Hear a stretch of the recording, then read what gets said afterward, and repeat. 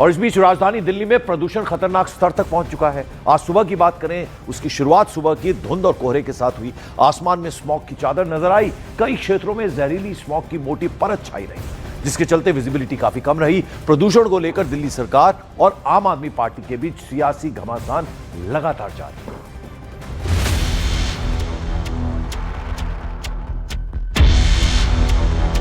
पिछले 5 दिनों में दिल्ली की हवा में कितना जहर है, ये AQI मीटर साफ साफ बता रहा है। 14 दिसंबर को AQI 704 था, 15 दिसंबर को 701, 16 दिसंबर को 330, 17 दिसंबर को 413 और 18 दिसंबर को 411 हो गया। इसीलिए समूचा विपक्ष दिल्ली की रेखा गुप्ता सरकार और केंद्र की मोदी सरकार पर हमलावर हो गया। विपक्ष के आरोपों और मीडिया के सवालों का जवाब देने के लिए दिल्ली के कैबिनेट मंत्री परवेश वर्मा आगे आए। प्रेस कॉन्फ्रेंस में परवेश वर्मा अपनी टेबल पर सिर से ऊंची फाइलों का पुलिंदा लेकर बैठ गए। प्रदूषण के लिए केजरीवाल और आम आदमी पार्टी को जिम्मेदार ठहराते हुए मंत्री जी ने कहा कि कूड़े के पहाड़, फुटपाथ, कचरा, यमुना सफाई, सड़कों का निर्माण, पार्कों की मरम्मत, वाटर ट्रीटमेंट प्लांट और सड़कों की सफाई जैसे कई काम हैं जिन्हें 11 साल में केजरीवाल सरकार ने सिर्फ इन फाइलों में ही दबा कर रखा। आम आदमी पार्टी की सरकार ने इसमें से आधे काम भी किए होते, ये काम भी कर दिए होते तो हमको केवल इतने काम करने पड़ते। केजरीवाल जी ने, आम आदमी पार्टी की सरकार ने पिछले 11 सालों में इनमें से एक भी काम नहीं किया। सौरभ भारद्वाज, आम आदमी पार्टी के अध्यक्ष, अगर वो सड़कों पर जाके ड्रामा कर रहे हैं तो वो अपने 11 साल में जो उन्होंने काम नहीं किया वो उस बात को दिखाते हैं। कोई सड़क टूटी हुई है तो वो पिछले 9 महीने में नहीं टूटी, 11 साल में वो सड़क नहीं बनी। कांग्रेस ने तो रेखा गुप्ता सरकार से इस्तीफा मांग लिया, जबकि समाजवादी पार्टी ने बीजेपी पर वायु प्रदूषण के साथ साथ मानसिक प्रदूषण और राजनीतिक प्रदूषण फैलाने का आरोप लगा दिया।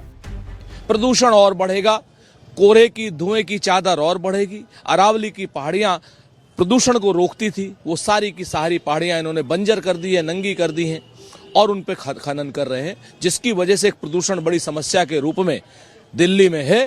तो ऐसे समय में भारतीय जनता पार्टी अब बताए कि उसके पास प्रदूषण को नियंत्रण करने का क्या उपाय है, और अगर नहीं उपाय है, यमुना का प्रदूषण नहीं खत्म कर सकते, गंगा मैया का नहीं कर सकते, हवा का नहीं कर सकते, तो इस्तीफा तो दे सकते हैं।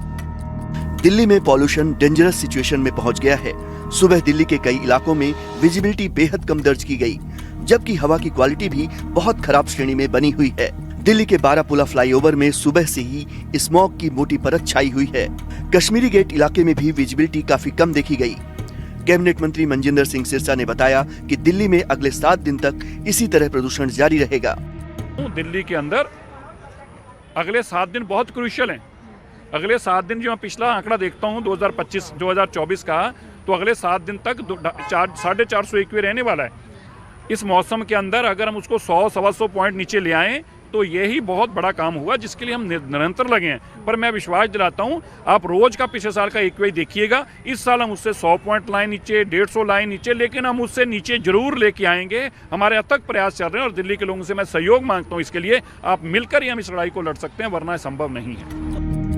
इस बीच बढ़ते प्रदूषण की वजह से दिल्ली में आज से no PUC no fuel rule लागू कर दिया गया है, यानी दिल्ली में आज से बिना PUC के पेट्रोल डीजल नहीं मिलेगा। इसके अलावा दिल्ली में सिर्फ उन्हीं बाहरी गाड़ियों को एंट्री मिलेगी जो BS6 कैटेगरी की हैं। ये नियम लागू होते ही दिल्ली नोएडा बॉर्डर पर गाड़ियों की चेकिंग शुरू हो गई। नो PUC नो फ्यूल, आज से दिल्ली में सिर्फ BS6 गाड़ियां ही प्रवेश कर पाएंगी। इस वक्त मैं दिल्ली नोएडा बॉर्डर पर खड़ी हूँ। यहाँ पर आप देखें तो गाड़ियों की चेकिंग की जा रही है और जो गाड़ियाँ BS6 नहीं है उन गाड़ियों को यहाँ से ही वापस लौटाया जा रहा है, क्योंकि बढ़ते प्रदूषण को देखते हुए दिल्ली में आज से सिर्फ BS6 नंबर की गाड़ियाँ ही जा पाएंगी और जिनके पास PUC नहीं है वो गाड़ियाँ नहीं जा पाएंगी। और यहाँ आप देखें कि गाड़ी चेक हो रही है और यहाँ पे ट्रैफिक पुलिस के लोग भी हैं और ये गाड़ी रोकी गई है और उसको चेक किया जा रहा है।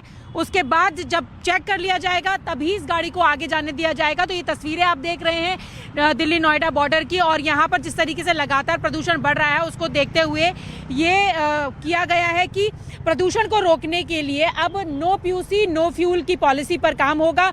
सिर्फ दिल्ली में BS6 गाड़ियां ही जा पाएंगी और वाहनों की जांच के लिए 580 पुलिस की तैनाती की गई है, 126 चेक पॉइंट बनाए गए हैं और ट्रांसपोर्ट डिपार्टमेंट के जो लोग हैं वो भी पेट्रोल पंप पर तैनात है। पीयूसी सर्टिफिकेट की जांच के लिए ANPR यानी कि ऑटोमेटिक नंबर प्लेट रिकॉग्निशन कैमरे भी लगाए गए हैं। और यहाँ पर यहाँ देखें, क्या सर गाड़ी है इनकी BS4 है? हाँ जी। अच्छा, वापस तो ये वापस की जा रही है। आपको नहीं पता था क्या से BS6 कुछ पता ही नहीं है तो यहाँ पर देखिए तो जो जिनकी गाड़ी है वो कह रहे हैं कि उनकी BS6 है, गाड़ी चेक की गई है, यहाँ पर चेक की जा रही है और इस तरीके से हर गाड़ी को यहाँ चेक किया जाए। सर अब तक कितनी गाड़ियों को वापस किया गया है?